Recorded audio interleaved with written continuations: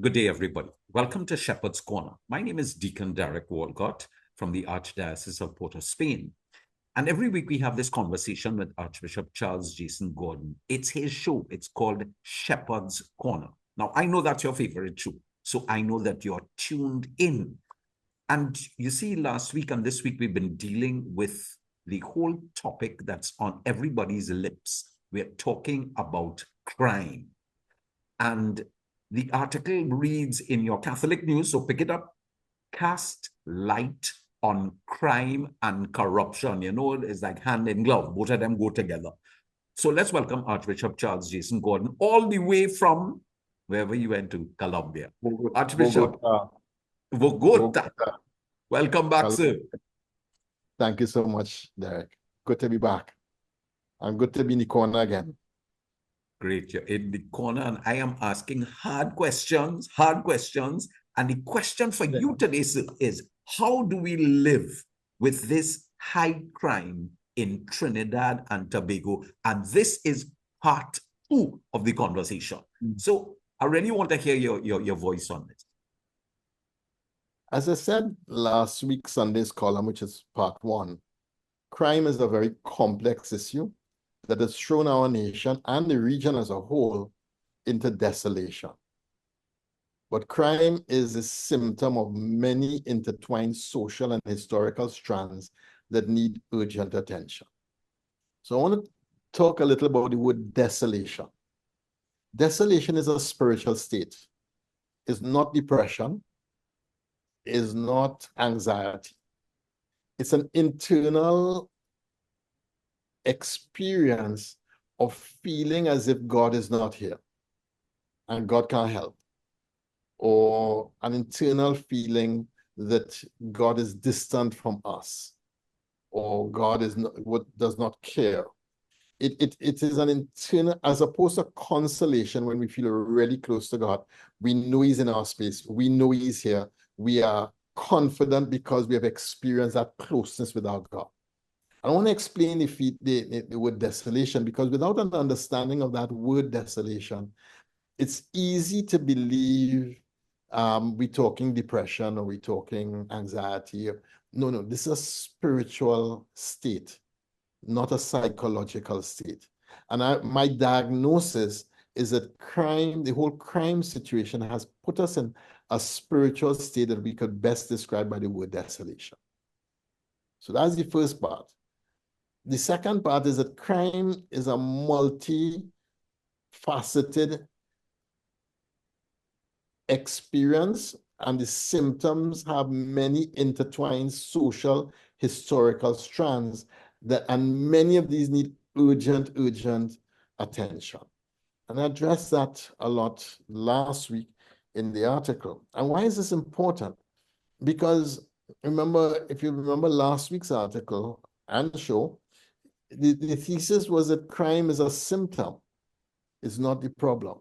We keep focusing on crime as if it is a problem, when in fact it's a symptom. And a symptom means you could treat the symptom, but you're not going to cure the problem.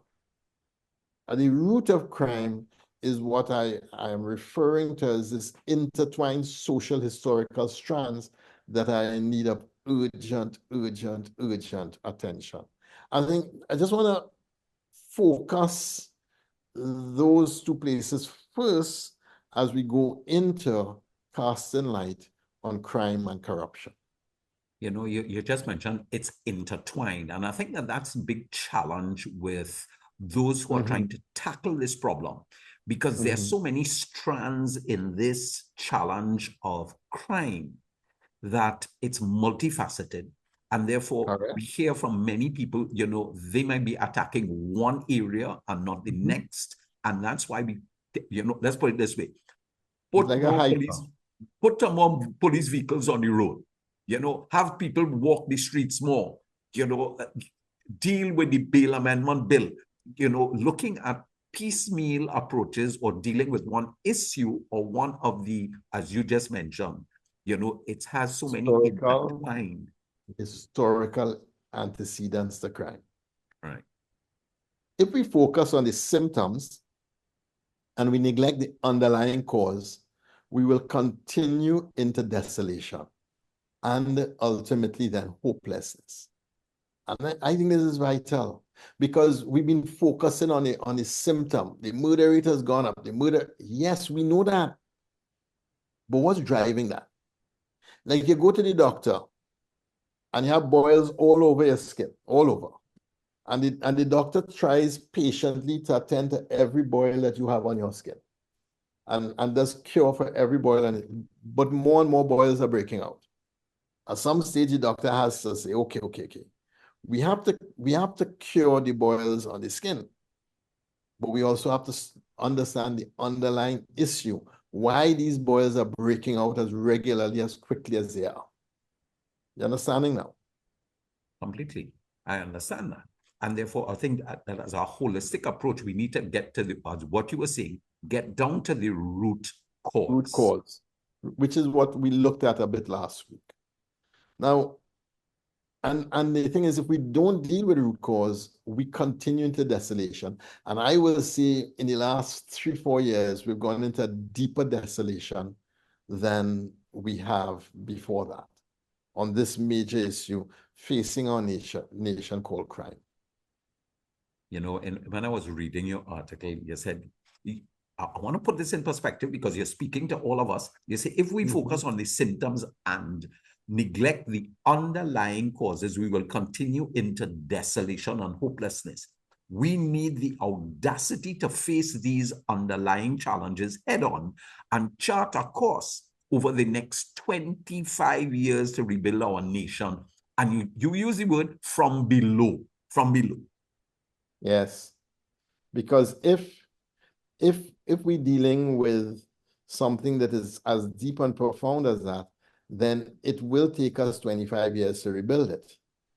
And it can't just be rebuilt from on top, because it is the root causes that we have to deal with. That's what we just have to deal with. And those are all coming from below, from the social strands, from the social experiences of our people. The challenge is that many people have been throwing plenty things behind it and hoping to get instant results. But you are saying it's going to take about 25 years. That may challenge a lot of people. 25 years, boy, for this murder rate. Yeah? We didn't come here where we are in the last 3 years, you know. I was in Gonzales in 2003. In those days, the murder rate was 100 and something a year. 200 and something a year. And it crept up between then and now. So we didn't come to here in 5 minutes. We cannot get out of here in 5 minutes. But this is a challenge to the nation. And it's why we need the government and the opposition working together. So whichever party is ruling, we should have one agreed approach on crime, because this is an intergenerational problem that will require the country to really make resolute decisions in terms of going forward. And we can't afford for this party doing this, another party comes in, they throw that out, and something else has been done, and we're playing ping pong. This really needs resolve from the citizens and the government of our nation. You know, this sounding like a public health issue. Just throwing that on you. Yes, that's where I'm going, because, you know, it was intriguing after I wrote last week's one. I was thinking a lot more about it. And I remember that the heads of CARICOM government meeting in Port of Spain last April, as 2023, declared crime as a public health issue for the whole region. That's a major, major step. And it's a very profound analysis. Why is it a profound analysis? Because when you say that crime is a public health issue, what they're saying is we have to approach it in a particular way. And this is an important approach and model for interpreting, diagnosing, and treating the ailment we call crime. So we all remember the last public health issue we had. Remember COVID? Who could forget it? Who could forget COVID? COVID-19 was Reverend. At that time, we saw an approach to managing the nation that we had never seen before. Never. We were all asked to curtail our freedom to ensure the good health of all people, especially the elderly. It was tough, it was frightening, but we complied, we got through it. It caused economic hardship for many people, many. But it was vital for stopping the spread of a virulent disease. And at that time, we all learned the disease had a R0 number, indicating its contagiousness. We learned about super spreaders. We learned about compounding effect of disease spread. All of those things we just learned. And we also learned that now they say that COVID had an R0 of 5.7 cases, which means that every patient can infect 5 to 6 new patients. And they can infect 5 to 6 new patients, and the compound numbers keep going on and on and on. We also learned what we needed to do to stop the spread of the disease. We needed to wash our hands regularly, to use face masks in contact with other people, to boost your immune system through sunlight and exercise and vitamins, healthy eating, etc. Every citizen had to take specific actions to prevent the spread of the disease and to keep society safe. We learned all of these things. And I am saying if crime, according to the heads of government of CARICOM, is a public health issue, then these are some of the things we have to learn how to do and choose to do if we want to see the crime numbers come down. The big challenge here is this, or not the challenge, the realization is this, that people were able to do it in the face of COVID-19. And therefore, we have to look at the crime issue just like we looked at COVID-19, where we get a together approach to dealing with it. Yeah, exactly. So, and it's called an all-of-society approach. It's an all-of-society approach. It can't be solved by this group or that group or the other group, by a government, by an opposition, by a magistrate, by an attorney general. It really needs an all-of-society approach to deal with this thing of we call crime. Now, I think, you have to ask yourself, what do we do when we do this? But I think the government got it right and did a decent job leading us through the COVID pandemic. Discipline, not part of our usual way of living, had to be practiced. And that was painful for many. We checked in on neighbors and the most vulnerable more than we did before that. Our substantial change or changes had to be made to our lifestyle and to our attitudes. And each citizen made great sacrifice for the sake of the health of all citizens being safe from this deadly disease. I think the CARICOM heads got it right. They understood the virulent nature of crime in our region and named a model for dealing with this scourge that we call crime in Trinidad and Tobago. Listen, and you got it right, because the whole CARICOM region, if you read the news, and I read the news quite often, from all the islands, I get their newspapers and so on. This is a true scourge all the way through the Caribbean. Right down through to Cayenne. It's a serious problem. Well, you have it here, it's an epidemic. So how do we deal with this epidemic? Which is a stage just before pandemic. So it's a serious problem. Now, here's what the heads of government said. Alarmed by the epidemic of crime and violence in the Caribbean, fueled by illegal guns and organized criminal gangs, as a threat to our democracy and stability of our society. So they're saying that they're alarmed by the epidemic of crime and violence in the Caribbean, which is fueled by illegal guns and organized criminal gangs, which is what I was saying last week when we started the reflection on crime, and as a threat to our democracy and the stability of our society. If crime continues, democracy fails. We will be like a banana republic, ruled by the gangs and the criminal elements. And you're seeing more and more people are afraid. Correct. It's a difficult one. It's a real difficult one. If you understand that the lawmakers, that they are alarmed, that the leaders of our region are alarmed by the epidemic of crime and violence, then we have to understand that there is something that we have to be doing as Christians. Now, we have an international, regional, and national structure that is destabilizing our societies.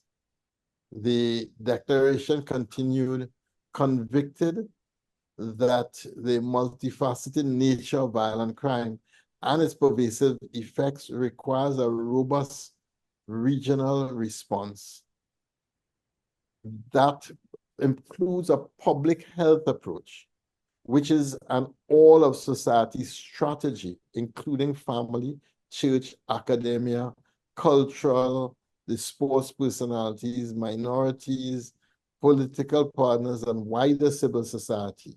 But that is what is urgently needed. So now, this is 2023 April, okay? And all of society approach says that every citizen has a responsibility in transforming this place a place we'll all be happy to live in. And to me, the litmus test of that is, to our generation, what do you need to, or what do we need to do in Trinidad and Tobago if we're going to keep our children and grandchildren happily living in this place? It's an all-out approach to this thing, and let's go back to, and I want to say something. I have never washed my hands so much in my entire life since COVID. Absolutely. And we are still in that discipline, and we've seen that by taking those measures, and I want to say this, by taking those simple measures, discipline measures, do you know that colds, the colds that flu that used to infect people, even the incidence of that dropped. So by making this, I would say, all approach to crime, we would see, a knock-on effect into many things. Absolutely. And if we understand that model of approach, that's the model we need to have now to deal with crime. What we did before, all those things we did during COVID, that's what we need to do now to be able to deal with crime. I'm dying to hear where you're going, because listen, it's in the simple things that we observed collectively and disciplined ourselves to do together that really saved us from what could have been much worse. All right. But this is CARICOM's statement. It is not mine, okay? I want everybody to hear that. And what is, after they talk about, it includes a public health approach, which is an all of society strategy, including family, church, academia, culture, and sports persons. Minority political parties and the wider civil society is urgently required. So this is the CARICOM heads. They saw the way forward as bringing together all of society. Well, the little challenge that we face is, first, each government promised to bring together all of society to address the present menace of crime. And this is a first and most important point in the declaration. Crime cannot be solved by dealing with, unless we are willing to put aside our different petty political, racial, class, religious differences and commit to working together to make a TNT that is a amazingly safe space and attracting people from all over the world. I think that we have to recognize, hey, it is affecting all of us. Whether I am a yellow or a red, it has no, it doesn't discriminate. It's getting to all of us. So therefore, my challenge here is, why can't we look at solving the problem together rather than the petty politics, the petty racial things that we let stop us? Because it's, if I'm a red, is my daughter, my son, my wife, whatever it is. If I'm a yellow, it's the same thing. So what keeps us back from getting together to work on this problem?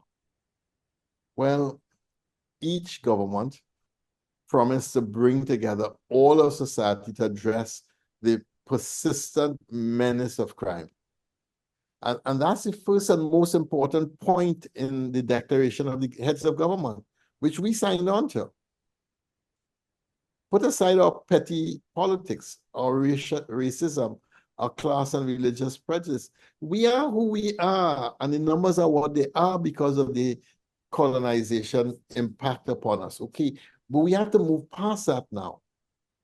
We have to be willing to make this a dangerous place for criminals to exist in a peaceful way. Is that a... You call in for a conversion of heart. That's what you call it for, you know. A conversion of heart to build trust and putting the good of the nation before partisan views. That's what you call it for. Which we did in COVID-19. And that's why I love the analogy of the model of seeing crime as a public health issue. I love the analogy because basically they're right. If crime is seen as a public health issue, then what we did in COVID-19, we have to be willing to do right now. Let's see. I hope with this conversation that you're having with us, that the people would be listening, so that I want them to reflect, because you spoke about petty egos, and I want to hold that up in the air. Petty egos that challenge us. Our egos and petty emotions must be set aside. Your article, your words.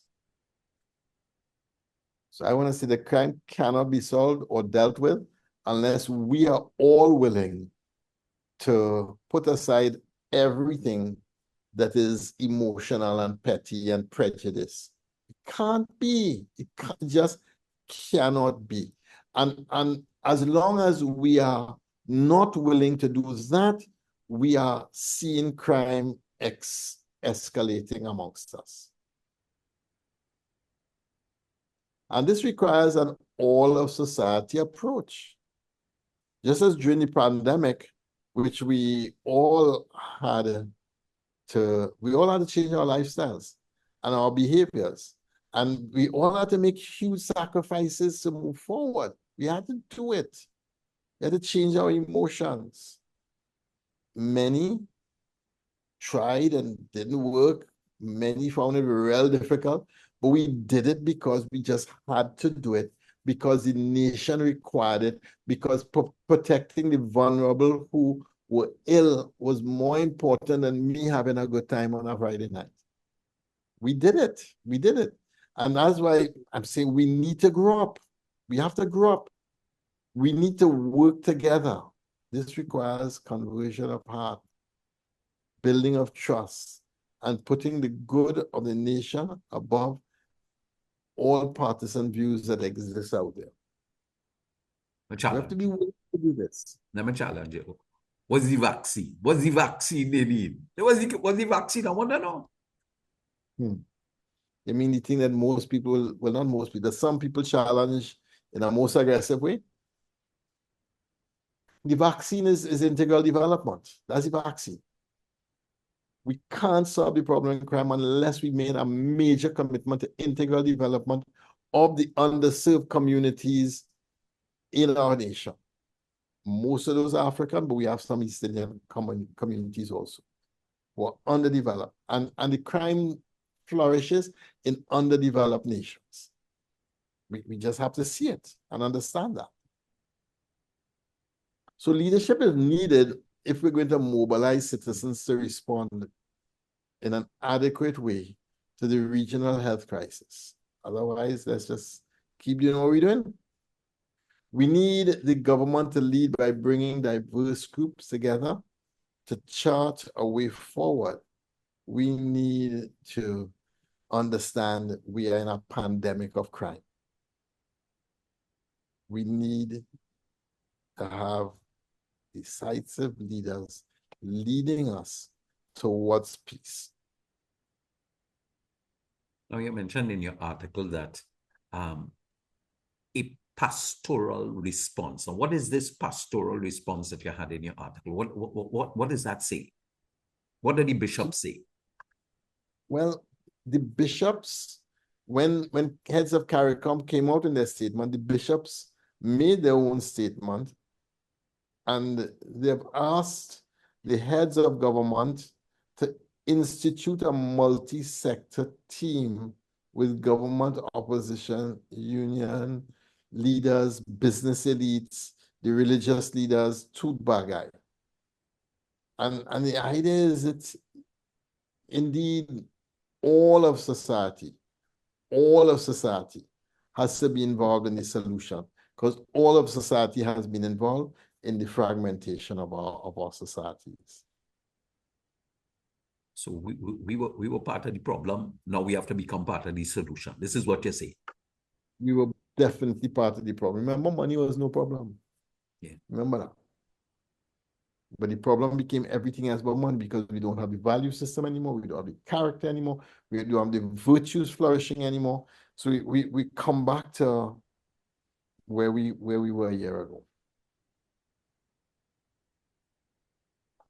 So when you all got together as bishops, you know, what did they say? I mean, they're the pastoral leaders of our countries, right? What did they say?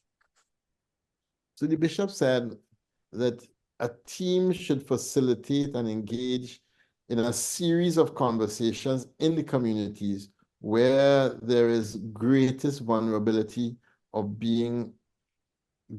to begin understanding the complexity of the issues, and also charting a meaningful way forward for solutions at all the levels of violence crime.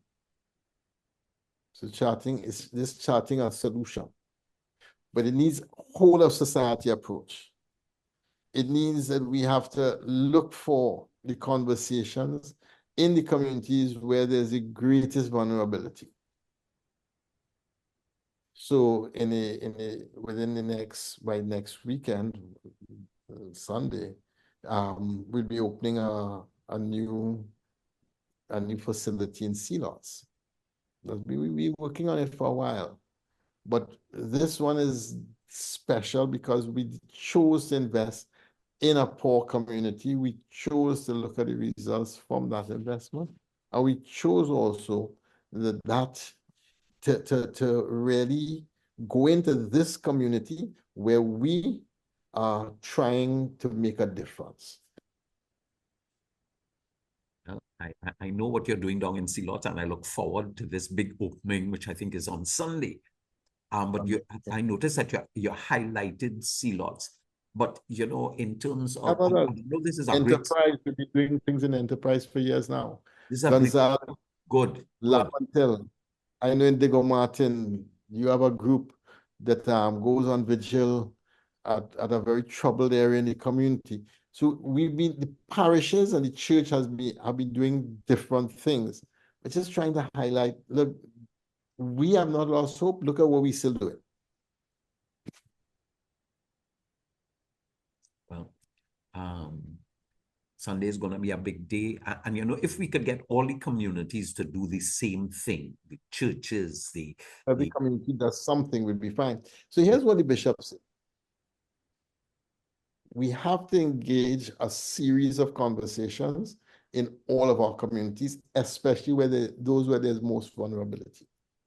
So, or the parts of your community. So you have the Western parishes, which are fairly affluent, but in them they have pockets of deep poverty. that if we started the conversation with those most affected, then what happens is we start to see solutions emerging. People start to feel resilient. And we start understanding how you do this thing better every single day.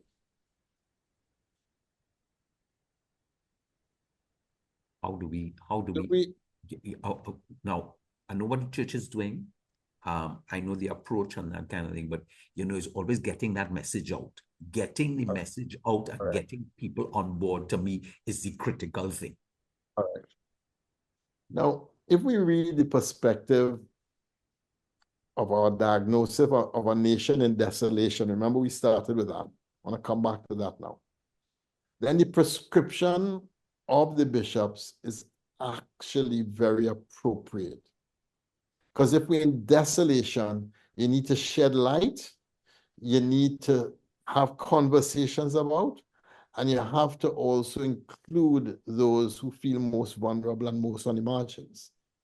Now, Ignatius gave us 14 rules for discernment. And, some bishops are recognizing that if we approach crime from a political dimension, we don't go deeply enough. The proposal here is we understand that this is desolation. And therefore, let's look at Ignatius' 14 rules of discernment. St. Ignatius recognizes that when in desolation, we need to have a deeper resolve to union with Christ. We really have to be doggedly resolved to that. He names the devil as the enemy of human nature. And from this, we can conclude that crime in all forms is selfish, and it lacks respect for others and society as a whole. It's undermining the very fabric of our society and ultimately leading to the complete collapse of civility in the society as a whole, as we know it. We're talking about St. Ignatius centuries ago, recognizing this. Yeah, correct. And it's important. So here's some of the rules of St. Ignatius. In his fourth rule of discernment, he says, I call desolation darkness of soul, disturbance in it, movement to the things low and earthly, the unquiet of different agitations and temptations, moving towards confidence without hope or without love, when one finds oneself in a lazy state, in a tepid state, in a starved state. All of these are words to describe desolation. And if separated from the Creator, the Lord, well, that's definitely desolation. So he kind of defines desolation as a darkness of soul, a disturbance, an agitation, a movement to things low and earthly. Well, that's us. For the last while, look at the carnival, look at the fets, look at the entertainment industry. We've been moving to the lower end of the appetites. That's never can be good in a society. It just can't be right. I need to talk about those kinds of things. My thing is, why do people move towards those ends? Why? Is it that they're not seeing the good news, they're not experiencing the good news, the good news is absent in their lives? What is it? To move from something that is positive, hopeful, faithful, and so on, and to move in that direction, something must be pulling you in a big way. Nobody chooses to go to desolation, We end up in desolation because we've lost sight of God. And this is a spiritual diagnosis. We end in desolation because we've lost sight of God. And we've lost sight of what it is to be human. We've lost sight of what it is to be a community. We've lost sight of what it is if people are going to flourish humanly in this space and coexist. We've lost sight of all of that. Here, a kind of a spiritual remedy coming, kind of a spiritual vaccine. But I want to hear more. You see, consolation is contrary to desolation. In the same way, the thoughts which come from consolation are contrary to the thoughts which come from desolation.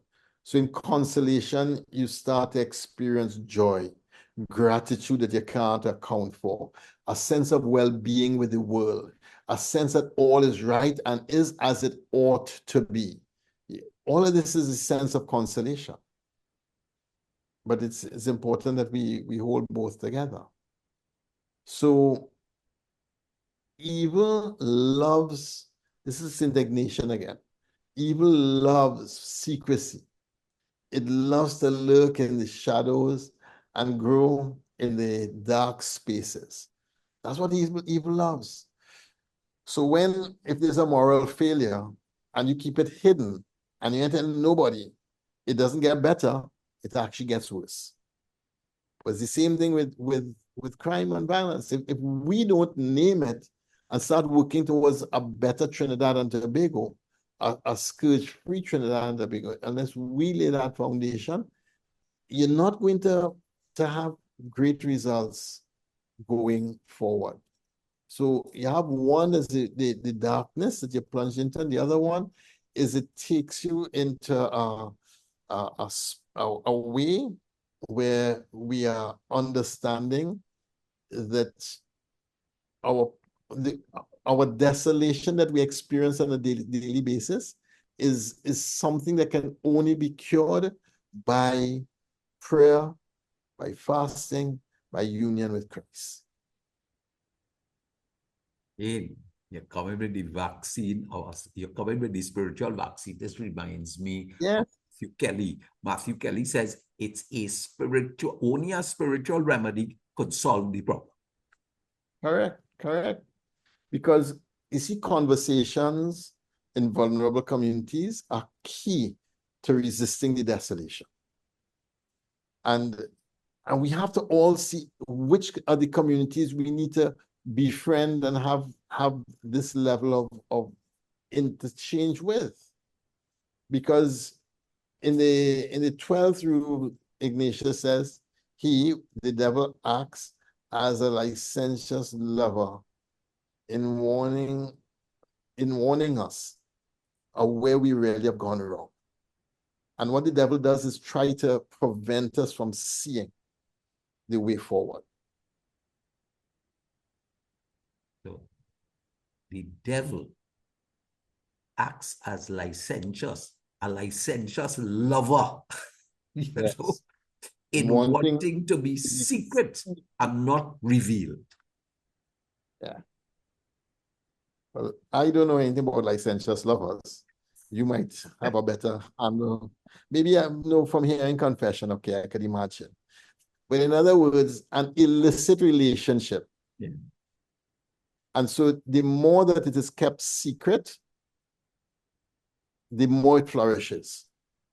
The more you shed light on it, the more it dwindles down. You have to be able to shed light and bring it out from the dark if it's actually going to dwindle down. So conversations in vulnerable communities is shedding the light and the key to resisting the desolation. We need to shed light on the darkness in our communities and understand the complexities that they have led to this desolation. We didn't come to this desolation like that. And that's why I'm saying this is a spiritual analysis. Somebody said to him, you want to be a politician after last week? No, I am giving a spiritual analysis to our state of soul and also remedies if we want to, and if we dare to move forward. So could we gather in our communities and begin speaking about crime? Not as a pessimistic way, but by examining its root causes, by asking what we could do as a community, and by assisting each other to be resilient in facing the challenges, not being deterred from building communities of justice and peace, but working tirelessly towards this. I just want to say, Archbishop G, I'm saying this loud and clear. Some people don't want to face those realities. Some people are afraid of having those conversations by what they will hear because we have neglected those communities. We've neglected them. And therefore, when we see, to enter into a conversation, we are hearing the pain coming out of desolation of what these communities are experiencing. And guess what? Sometimes we don't want to hear it. It's like mainly men. They don't want to hear. They know something wrong, but they don't want to face it. That's what the devil loves. Eh? That's what the devil loves. Yeah. Keep it secret, keep it hidden. Let's just not talk about it. That's like hoping it goes away without doing anything. That's what the devil loves. Don't shed no light on it. Just let it drift away. Let it go under the carpet somewhere. You see, if we were to expose the many ways we are pressured into corruption by some officials in our country, that light itself would create a hugely different energy. Hugely different energy. It would reveal those hidden in the shadows, menacing good citizens who need government services.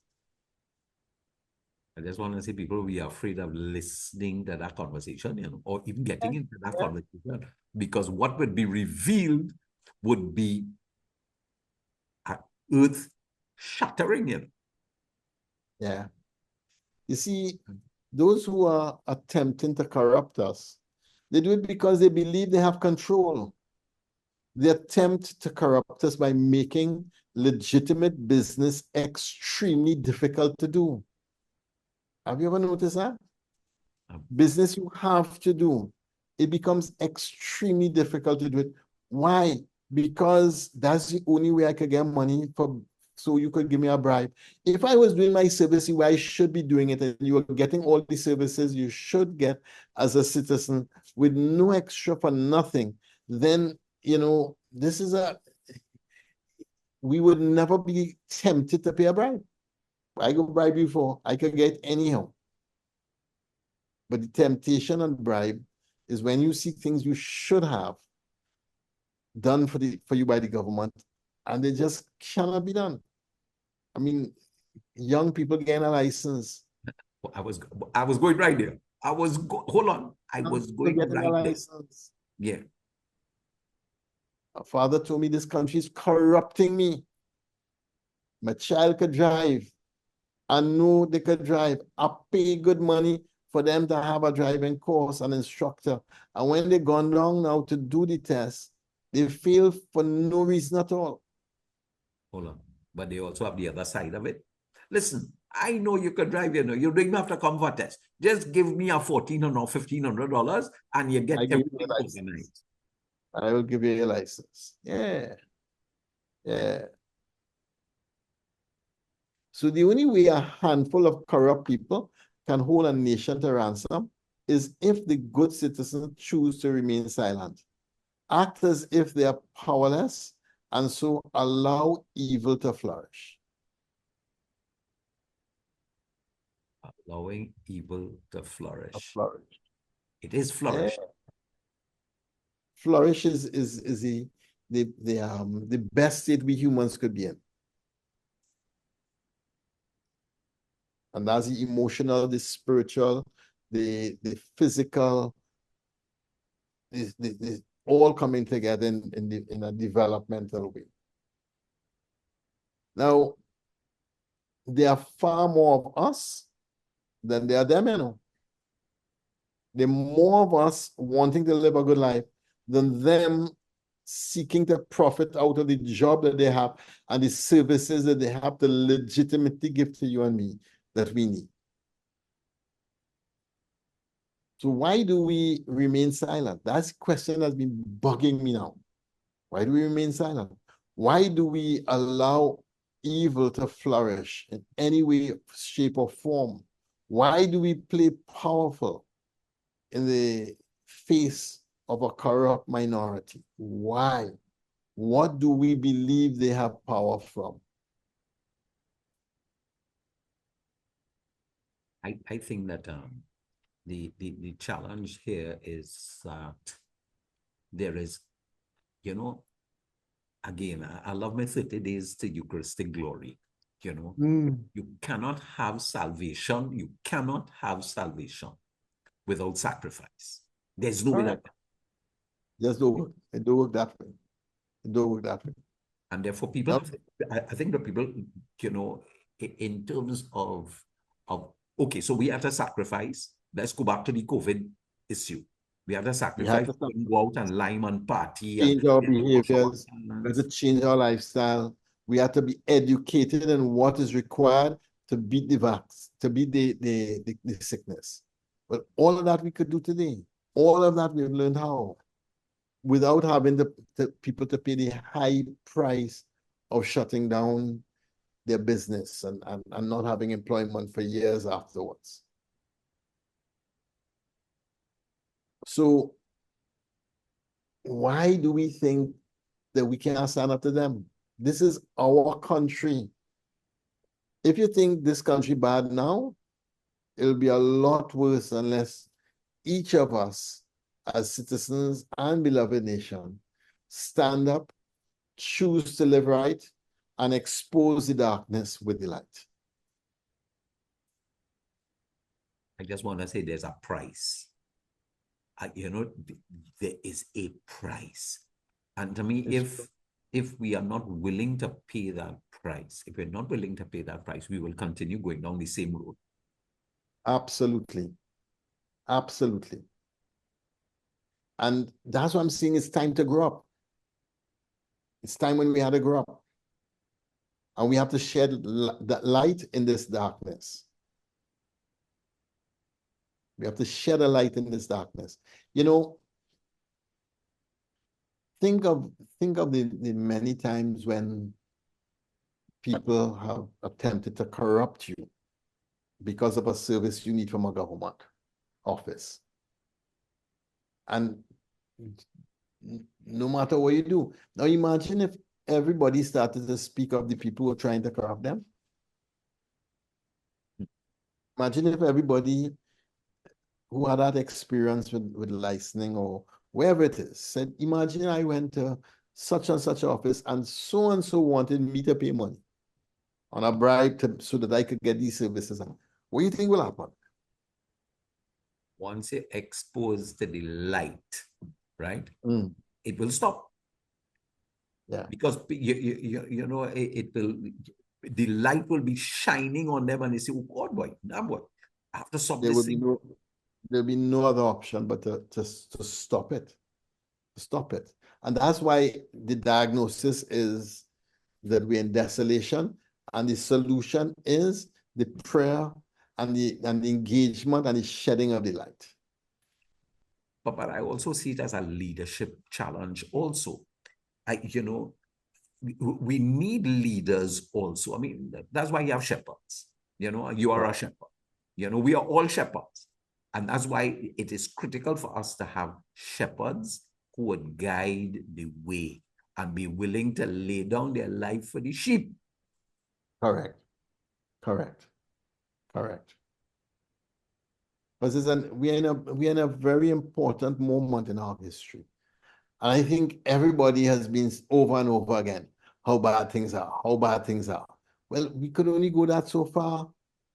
Now we have to say, okay, how much God has blessed me and give me what I need to do this work that I am doing for him. How much the blessings have flown and we've experienced them. I think we have to do both. We have to shed light on the darkness and we have to move towards the light. So I'm going to ask you a hard question here, right? How can the church and other civil society groups facilitate these conversations in vulnerable communities? Facilitate the conversations in these vulnerable communities.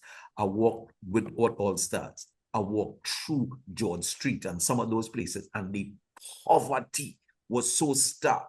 My question is, who is walking or willing to walk in those communities to have the conversations? Because guess what? You're afraid to go in the communities. So I could talk about back in the day. I walk Gonzales untroubled. All parts of it, day and night. I remember one night I got a call, Father, they bring out the machine gun. And I drove into the community.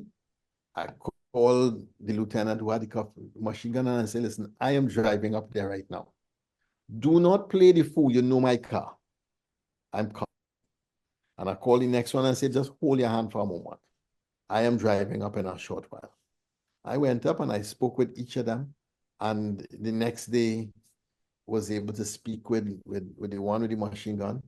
And the day after that, we had organized and brought them together for a dialogue, which dropped the crime in the community significantly. I could talk about today, Father Matthew, the hero appointed to Gonzales, is walking the community. On a Tuesday, he does mass in a household in different parts of the community. On a Thursday, he walks the community with some of the other leaders in the parish and church and meets people and speaks to them about the things that are challenging them. So I am saying not only in the past, but in the present reality, this is happening now. I just want, do you know what happened today in Holy Rosary? I sent you that WhatsApp. What happened today? Police were chasing a bandit. He ran in the church, Holy Rosary Church. He put on an alb like me. Wow. He put on an alb like me and ran inside there. He had robbed somewhere, and the police went into the sanctuary, right, in the back of the presbytery, and arrested the man with thousands of dollars in the church, running from the police. Oh, wow. Listen, he put on an alb like a boy. That's why I want my alb today. That's the conversation. So we see what's happening. Yeah. It's a tough one. What is the key message? Crime is a public health crisis. Solving it requires an all-of-society approach. But each of us can begin by exposing crime in the complex ways it occurs in our communities, and wherever we see it, we expose it. Public health crisis is it. Public health crisis. Public health crisis. And that's why my action step, join a neighborhood watch group. And if there's one already, if they don't have one, begin a neighborhood watch group in your community. What does it do? It brings the community together to shed light on the darkness. It is an encounter with God. It is an encounter with other people. It's an encounter with the officials in asking in what ways can we make the society better, make our community better, and what do we need to expose if we need to get this community to live as God asks us. You know, I like that. Join a neighborhood watch group. And fellas, this is not just for watching, eh? This is not just for watching, right? I know you want to watch to look out for crime and this kind, but it is also, as the Archbishop says, to bring the community together. Now, this is scripture. It really does. So it's really, and it also exposes the problems that you're facing in the community.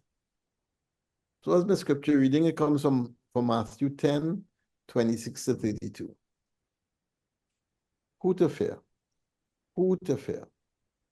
Who to fear? Well, so you have no fear of them, for nothing is conceived that will not be revealed, or hidden that will not be made known. What I tell you in the dark, utter it on the lampstand. And when you hear things that are whispered, proclaim them in the housetops. And do not fear those who kill the body and cannot kill the soul. Fear him who can destroy both body and soul in hell. Are not two sparrows sold for a penny? And not one of them will fall to the ground without my Father's will. But even the hair on your head has been numbered. Fear not, therefore. You are more valuable than sparrows. So if everyone who acknowledged me before God, I also acknowledge them before my Father who is in heaven. What is heard in a whisper, proclaim in the treetops. Let's pray. Father, we ask your blessings upon us, and we ask, Lord, your mercy. We pray that you give us every grace that we need to open wide our hearts, to do whatever we can do, whatever we will do in our communities. We ask this through Christ, our Lord. Amen. Thank you, Archbishop J. Thank you, everybody, for watching. Remember, we are on Thursday night. That's tonight. On Sunday, we are 99.5 FM. You could get us on social media. We spoke about casting the light on crime and corruption. It's affecting all of us. Pick up your Catholic news. Thank you, Archbishop J. God bless. Bye-bye.